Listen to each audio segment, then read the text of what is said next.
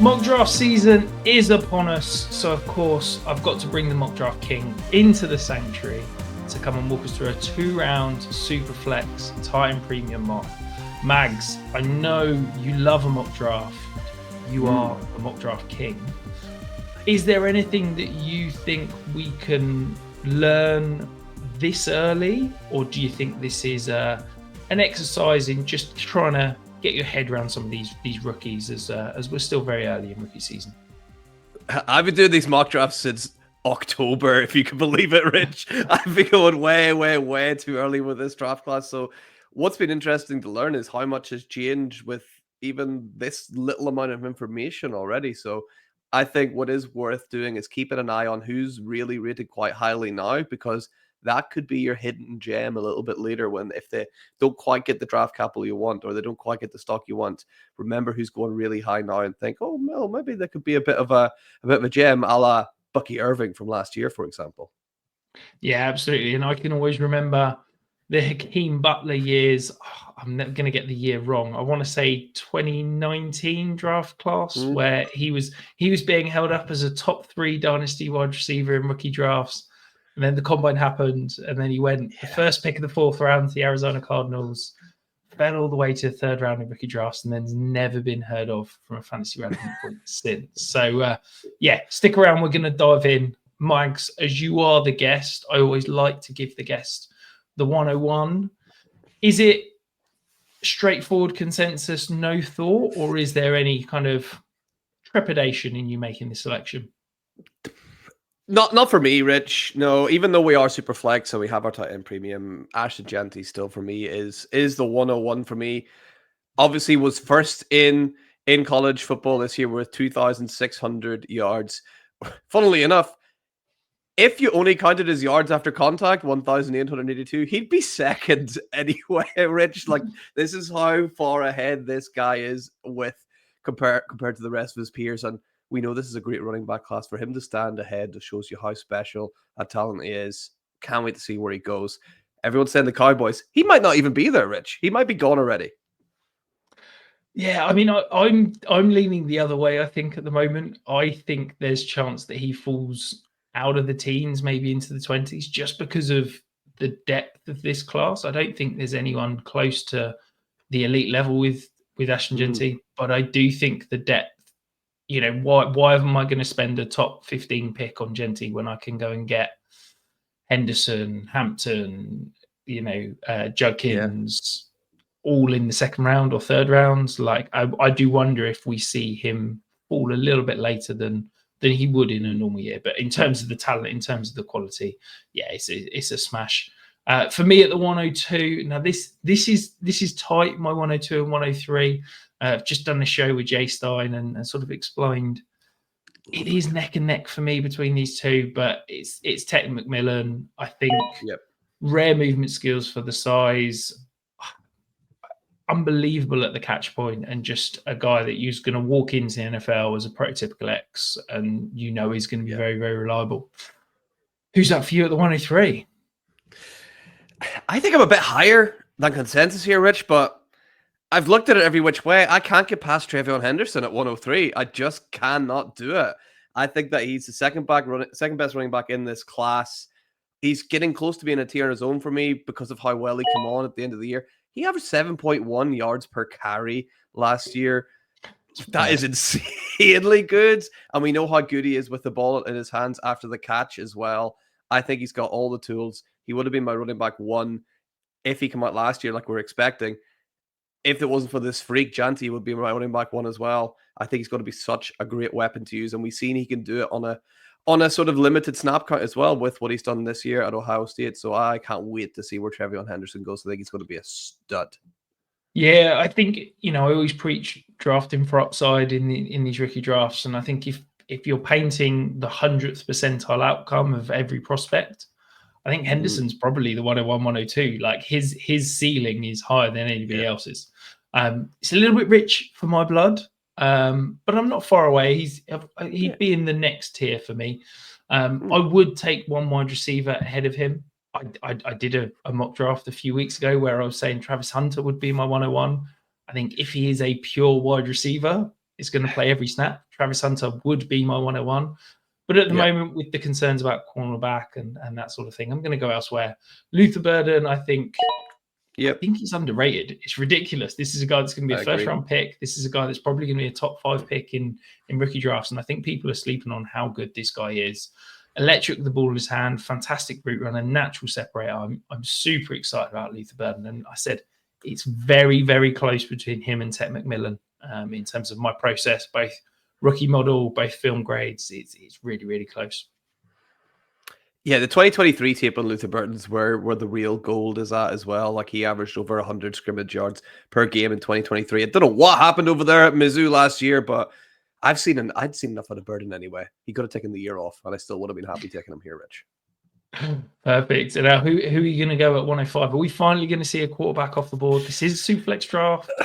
4 picks. Not going to see him here at the 105. Man, not yet. I'm not going to lie.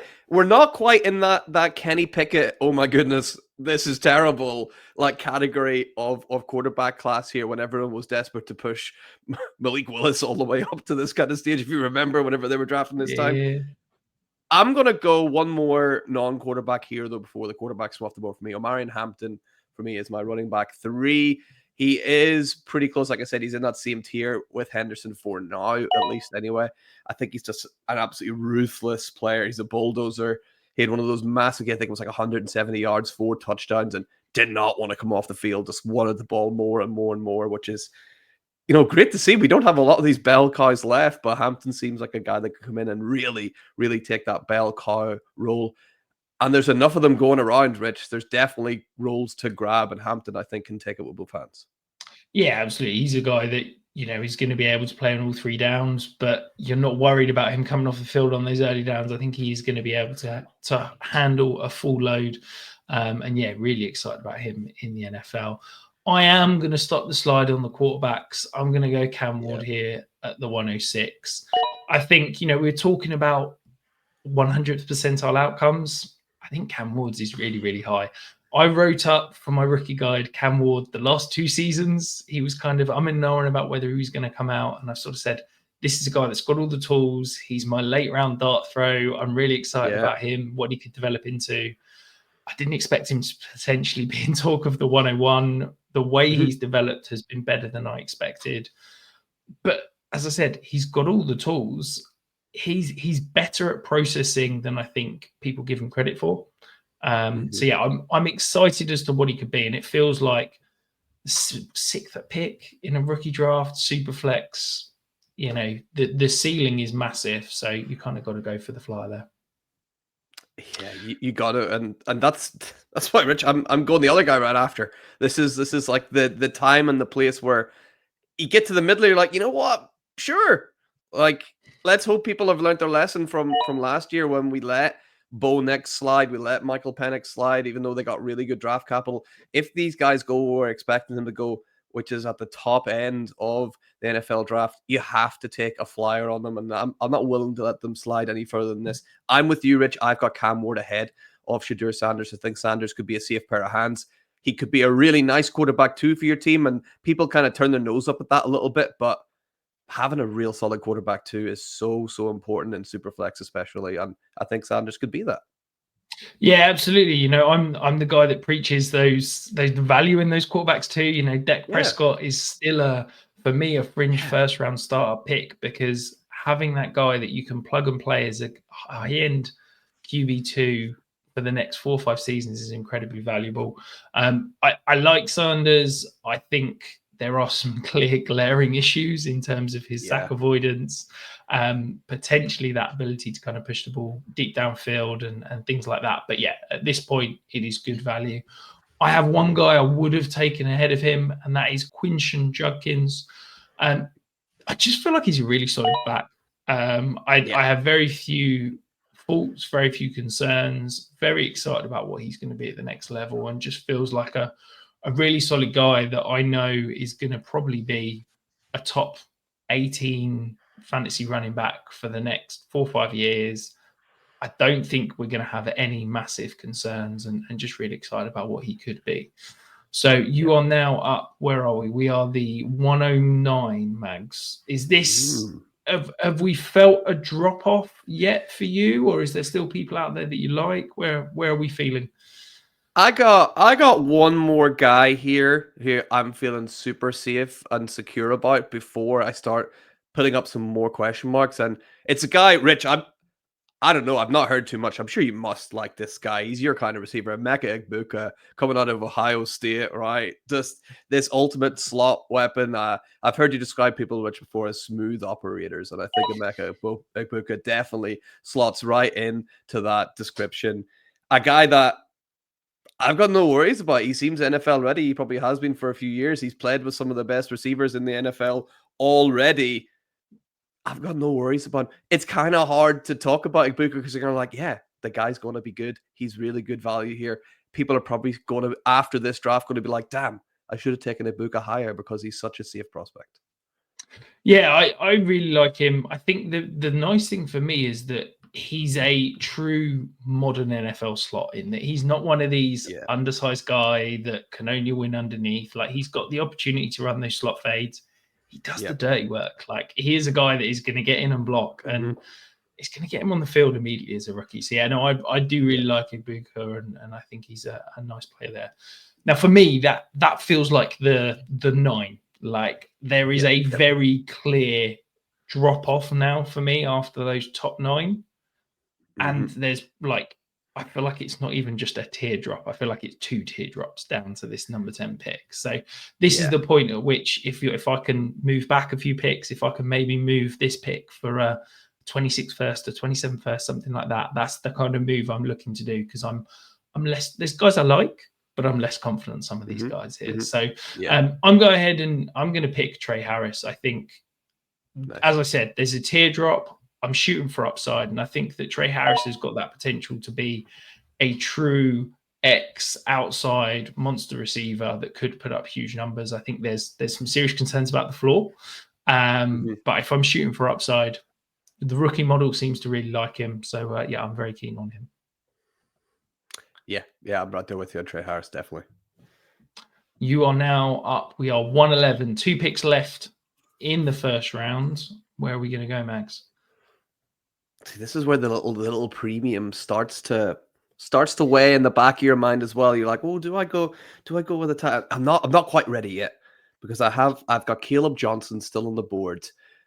And I think he just looks, again, like a really good player. This running back class is real good, Rich. Like, this has been really nice to see. Like, we've been missing a bit of running back depth for a while, especially after last year's class, which, really flattered to deceive. Kaleb Johnson, an absolute hammer, coming out 6.4 yards per carry out of Iowa. He is north-south as it gets. I think if his vision does hold up in the NFL, we got a real special player there. But that's the one thing. It's kind of hard to judge. Those gaps aren't quite as big. Who knows what O-line he's going to have? But if you can show the potential he has and the athleticism he has this year, he's going to be a lot of fun. Don't quite think that he's good enough to be a true bell cow back, but he could fit into a 1-2 punch real nice. Yeah, it's interesting. I put out some ranks today, and he's probably the person I get the most blowback on. We did a show the other day with Jay Stein, which if you've not checked it out, go and check it out because it's a fantastic guy, very good analyst, and really good conversation. And we had really differing opinions on Kaleb Johnson. Analytically, he really liked him. Analytically, in my rookie model, it hates him. I think it depends at what numbers you're looking at. Basically, he did nothing in the receiving game in his first 2 years, which for me is a massive ding. Yes, he put up some production in the passing game in that 3rd season, but I've got real concerns. My rookie model doesn't like him. I don't think he's a natural receiver. I've got questions over his vision. So yeah, I'm a little bit nervous about what he could be. So yeah, I'm fascinated. I could well be very wrong, but yeah, I wouldn't have taken him for a little few picks here, just as an aside. I am going to break the tight end premium mold though. I'm probably going to shock a few people. It's not the tight end that you probably think, and it's not the second tight end that you probably think. I'm going to go ahead and take Harold Fannin here. I just think this guy is absolutely phenomenal. Absolutely, from an analytical profile, he basically breaks my rookie model. His ticks every single box you could ever imagine in the receiving game. I keep hearing people say that he can't block. If you think he can't block, go and watch the Penn State game, because there are 3 or 4 times where he is one-on-one with Abdul Carter. That is Abdul Carter, who's going to be a free pick in the NFL draft, and he handles him very, very easily. I think that Harold Fannin, yes, he is going to be a move tight end. Yes, he's going to be a guy that we're going to see almost in that Mark Andrews mold, where he lines up in the slot 50, 60% of the time. He's not going to be asked to be an inline blocker, 70, 80%. But when he needs to, he can do it. He's not Dalton Kincaid. He's not this 11.5 personnel guy that, is too big to be classed as a receiver and too small to be a true tight end. I think Harold Fannin is going to shock some people. And I think as soon as we see him against some real competition, running at the combine, things like that, I think his stock's going to start to rise. So I'm really excited about what he could be at this next level. And yeah, it might be a bit of a reach, but as I said, I'm shooting for upside after those top 9 picks, and I think he's got more upside than pretty much anyone else in this draft. Did he lead college football in receiving yards? Is that true, Harold Fannin? I wouldn't be shocked. I don't know that off the top of my head, but I wouldn't be shocked. I mean, he's got if you look at yards per team pass attempt, yards per route run, my tight end breakout model that I've created, it's 99th percentile or better in all of those. Like, he's as I said, he literally breaks my rookie model. Yes, he did it at lesser college against lesser competition, but when he went against good teams, he still produced. He was arguably one of the best players at the Senior Bowl. Like, I've got no concerns about him, and I'm very, very excited about the ceiling of what he could be. Now we're drifting into the second round here, Mags. So who are you going to fire off the board with the first pick in the second? I'm going to go, I think I'm higher in this guy than a lot of people as well. But, I mean, I've seen this guy throw for 500 yards and 6 touchdowns and break Eli Manning's school record at Ole Miss. Jaxson Dart is going at 2-1 for me. I'm not making the same mistake as last time. Like I said, these quarterbacks, we've seen them come in and do really well in the NFL right off the bat. I think Jaxson Dart, he reminds me of Jalen Hurts. I can't unsee it. I can see a lot of it. He might end up going in the second round as well, just like Jalen Hurts. I see so much raw talent and ability there from Jaxson Dart. I think if he just gets the right landing spot, he has all the athleticism, the deep arm talent. He needs to round some things up, but I just see a real solid player there with Jaxson Dart. And in the second round, I'm willing to take a punt on it in Superflex. Yeah, I get it. I see all the talent. I see everything that you'd want to see in terms of tools from a NFL quarterback. The issue I have is that I have no idea if he can process. I have no idea if he can go 1 to 2 to 3. Like, the Lane Kiffin offense is like a complete cheat code for quarterbacks in college. And I don't know how much is him reading things out and making the correct read, and how much is him being told, right, you're going to throw here. This is what you do. Like, I don't know if he's got that ability. And for me, that makes me nervous. But I think, as we said, ceiling, upside, there is absolutely a world where he could fly. The guy I'm going to go here, I'm going to go back to the wide receiver. Well, this is another, I guess, probably you could describe him as a Dynasty Island type. It's Matthew Golden, good route runner, guy that can consistently get open, looks good in the rookie model. So, very happy to be taking him. I'd probably take him late first if it was just me drafting. So to get him early second, I'm very happy with that. 203 now, Mags. Where are we off to? Let's go. I'll take my first dip in the tight end well, and Colston Loveland's still my tight end 1 in this class. I do need to watch more Harold Fannin though, Rich. I definitely will be after your glowing review of him. But Loveland, for me, I think just was the focal point of that Michigan offense 2 years ago whenever they won the national title. I mean, he was the focal point this year for whatever that counts for. I just think that he's able to come in. He's a good blocker. He's got Chargers written all over him, and I think he would thrive at the Chargers. So that would be a really good landing spot for him. Give me Loveland for now, anyway. Him and Warren are close. It might be landing spot dependent, but I'll take Loveland. Yeah, I think it's a fantastic pick. I really like Loveland. I think my love for Fannin is real, but that doesn't dissuade anything in terms of what I like for Loveland. I think, I've just finished 2 shows. We had Jack Brentnell, who's a fantastic film analyst. I asked him to pick 5 players that he really liked. He picked Colston Loveland. I then had Jay Stein and said, give me 4 guys that you really like from an analytical perspective. He picked Colston Loveland. Like, do you know what I mean? That says smart guy. wonders. 2 very, very smart guys for very different reasons of picking him out. So, really, really like what he could be. I'm going to go back to the running back world. This is a guy that I feel like you're either a lover or a hater, and there's nobody in between. Cam Skattebo, like, he's a big, powerful back. I see people talk about, it means he can only be a 2-down back. Go and look at the receiving numbers. Like, his receiving profile is pretty impressive. Yet he doesn't have that elite breakaway speed. I see him consistently get caught from behind on those long runs by defenders. But I think anytime you've got a big back that runs with power, that can, win in the short and goal line areas of the field, but it was also a weapon in the receiving game, that always gets me intrigued. It's the reason why I'm never going to give up on Ramondre Stevenson. And I think at this point in the second round, he's the exact type of player that you need to take him flyers on, because that season could be phenomenal. Yep, that's exactly who I was going to go with, Rich. So you absolutely sniped me. That's the first snipe of the evening, I think, Rich. Congratulations. Very happy with that. I am going to go though with a guy. I'm going to go with a guy who I still really like. He's very similar, very close to me. Devin Neal, the running back out of Kansas. No questions about this guy's hands. I can tell you that much. This guy is a real natural catcher of the ball. Had a freakishly similar year this year that he did the year before, like almost within dozens of yards of each other in terms of scrimmage yards, which is amazing to see. I think Neal, again, not going to be a bell cow anywhere, I don't think, but can come in and be a really good complementary back. And if any injuries happen, can really seize that opportunity. Not too many questions marks about Neal in terms of his technical ability. Not the best athlete in the world, but should be a solid option. Yeah, no, I think he's one that I'm sort of divided on, because I quite like the film. The film grade's quite good, but the rookie model doesn't like him at all. So I'm sort of like, do I go heart or head almost and end up being somewhere slightly in the middle with him? I am going to continue down the wide receiver front. I'm going to go now. I've butchered this guy's name every single time. So Elic Ayomanor.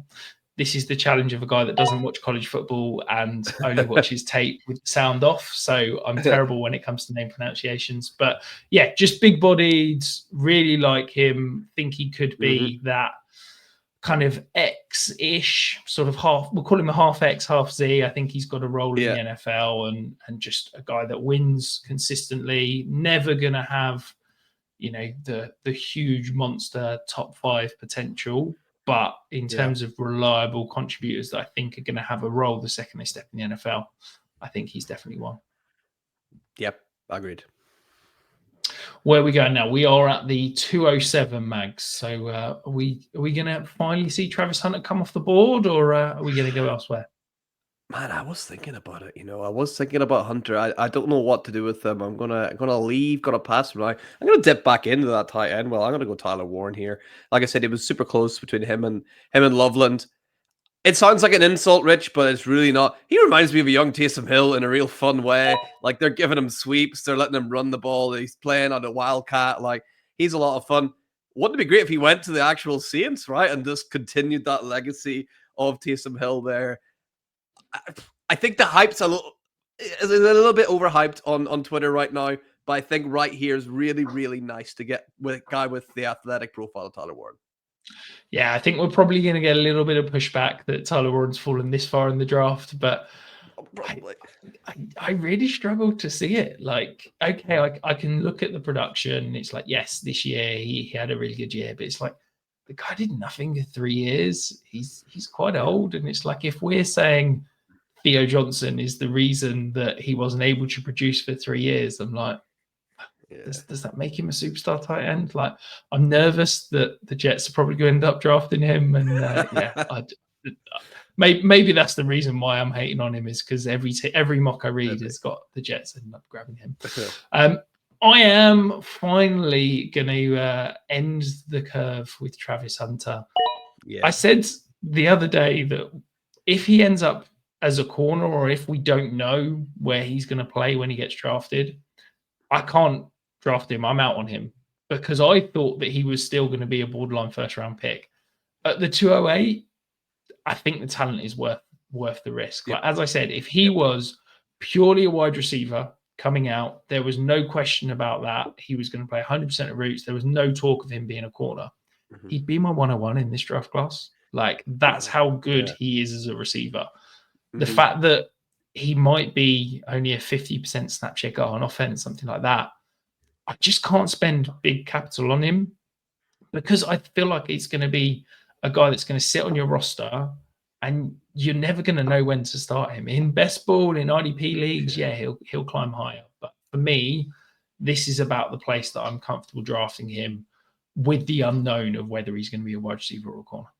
We are fast approaching the end of our mock draft, though. If you haven't hit the subscribe button, we're in rookie season. I'm going to be diving into all the best Dynasty content with all the best Dynasty minds. So you don't want to miss it. Hit the subscribe button right now. Mags, you've got 2 picks left. You better make this penultimate one a good one. Where are we going to go here? Oh, man, only 2 left to go. I kind of want to squeeze in some of my guys. I think this might be a bit too rich, pardon the pun, but I'm going to have to go with one of my guys. I love me some Xavier Restrepo. I can't lie. I think the guy's just a brilliant route runner. He's a little old. That's the issue. He's a little old, and I'm sure in your model, Rich, and a lot of other models, that age kind of tanks him as a prospect. But I really liked what I seen out of Restrepo, the all-time leading receiver at Miami. Cam Ward was really good this year. As we know at Miami, Restrepo was a huge reason for that. I'm hoping that his ability to separate, we've seen that be maybe the most important attribute that a player can have coming into the NFL receiver. Restrepo's got that in spades. Hopefully it works out. I'm willing to take a gamble at the 2. But I probably didn't have to. I could probably wait to the 3rd for him, to be honest. But I just wanted to talk about him, Rich. Yeah, I'm very intrigued. I haven't watched him yet. He's on the list to be watched tomorrow. Finally got the film on him. So yeah, I'm very intrigued to dive in. The rookie model doesn't love him. He's kind of a 3rd round pick in that. But yeah, very intrigued to dive in and see what I can see on tape. Anytime you say they're a good route runner, I'm always going to be excited and intrigued. I'm going to go back to the quarterback. Well, let's shoot for upside. Look, 100th percentile outcome. Jalen Milroe's a superstar for fantasy, isn't he? The problem is that range of outcomes, 80-90% of the time, he's probably never getting on the NFL field. I think once we see him perform at the combine, I wouldn't be shocked if we start seeing potentially in some 1st round mocks. The guy's an absolute freak athlete. Real question marks over his processing ability, his accuracy. I think there's a mechanical hitch as well that I think it'll be interesting to see if he does throw at the combine, because I think there's some work to be done there. But yeah, incredible upside, and late seconds, why not take a dart throw? Do you think it would be the most Giants thing ever to take him at 3? Man, I'm so not in the right frame of mind to even think about him being a 1st round pick. Yeah, I can just see them just seeing him at the combine and being like, "Yeah, we're just taking him." I feel like that whole front office, Dable, their whole future with the Giants is resting on getting this quarterback right. I just don't know if I can watch Jalen Milroe tape and be like, that's the guy I'm going to bet my future career on. Like, that feels like too big a risk. If they got him at 203 and they go and get, Travis Hunter at 103, pair Travis Hunter with Malik Neighbors, and then go and get Milroe in the 2nd, I'd be on board with that. I can see that. I don't think they can take that risk. I don't think they're going to leave that 1st round without a quarterback.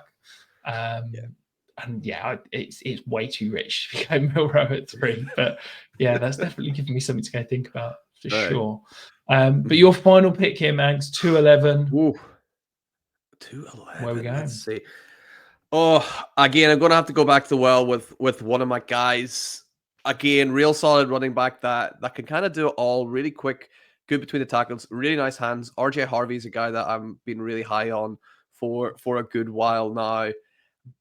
Again, not going to be a bell cow guy at all. He'll come in, he'll do some 3rd down work. I think he's got the really good speed, really good hands.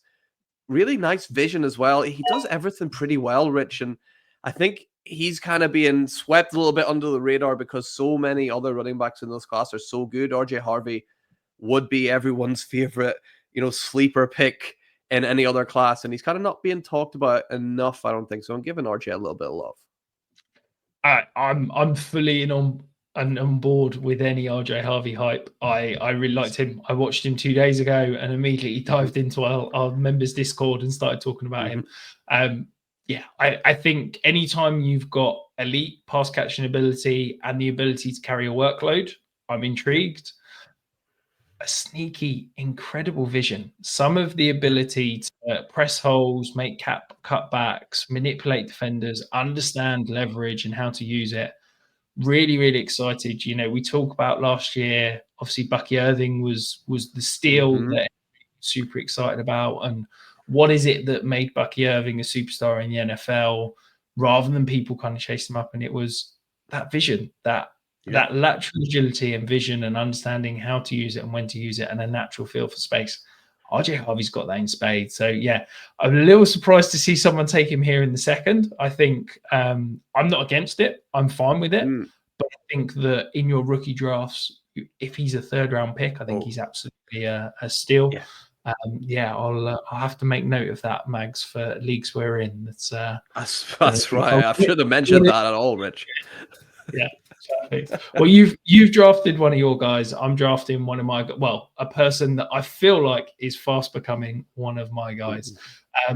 It's a wide receiver that great production, great natural route runner, and it's someone as I said, I have a prototype, and it seems to be these type of players. Jalen Royals, I think he's phenomenal with the ball in his hands, can score from anywhere. Just really excited about anytime you got a natural route runner that consistently gets separation and is explosive with the ball in his hands. I think it's a diamond mix and could certainly make for a really intriguing fantasy option. So, I'm going to be targeting him majority in a lot of my early third-round picks, but I'm happy to take him at the late second right here. And that is it. 2 rounds in the books, done. Mags, are there any, I guess, first of all, 2 questions. Are there any players left on the board that you're surprised didn't get drafted, or you'd be trying to trade up to grab right now if this was a real league? Oh, that's a really, really good question there, Rich. I mean, I think we've covered a lot of the grounds here. Really, no one's super standing out to me. Maybe, I don't know, man. Ollie Gordon's someone I've gone back and forth on. Maybe him, but apart from that, nothing really standing out. We have to see what happens with these quarterbacks in the draft as well. If some of them, like a Quinn Ewers, gets good capital, you want to get in and try and get him. But nothing standing out, Rich. I think we absolutely smashed it. Yeah, I think perfectly. We've nailed it. It's the ideal 24 picks. No questions asked. I think Dylan Sampson's an interesting one. Did a mock draft a couple of weeks ago, and he ended up going in the first round. So I've seen that. Yeah. There's certainly some interesting guys that are going to be in on him. The other pick, any picks that I made, Mags, you feel free to throw me under the bus here, that surprised you, that you felt were a little bit of a reach, shall we say? Ooh, let me have a think. Maybe Tre Harris. Maybe like he's one that could blow up and be like an absolute steal there, or he could end up doing not a whole lot of anything. But again, I think it's worth the risk at the back end of the first round, though. So I'm not seeing anything here, Rich, that's making me go, "What's going on here? What you doing?" I think everything was spot on. Taking risks where you need to. You can see you bookmarked the second round, taking another risk on a guy like Milroe. That's you've kind of got that risk reward just right, I think. Yeah, I think as we said at the time, outside those top 9 picks, for me, it's time to start taking some flyers and start shooting for upside. But Mags, it's always a pleasure anytime we get to chop it up. Thank you ever so much for jumping on. Remind everyone watching where they can find you and where they can find your fantastic work. Oh, thank you very much, Rich. Yeah, you can find me over on X at Hotseat Mags or at Dynasty Hotseat. Go check out on YouTube if you haven't already. Fast approaching 1,000 subscribers, Rich. It would be amazing to get there. I mean, can we get there before the start of the next NFL season? I think we can. Run about 100 odd to go. Let's see if we can do it. Let's get Mags there. As I said, we are huge fans of Mags and everything he does in the fantasy community. He was part of the inspiration for me and Tom launching this YouTube channel. So go ahead and subscribe if you haven't already. You will not regret it. You get some of the best brains in the entire industry doing some fantastic content over there. So go and check it out. And of course, stick around in the sanctuary because we've got more Dynasty content. It is rookie season. And of course, Tom and Tyler have got you running with the early best ball. And it's only going to get busier and better from here on out.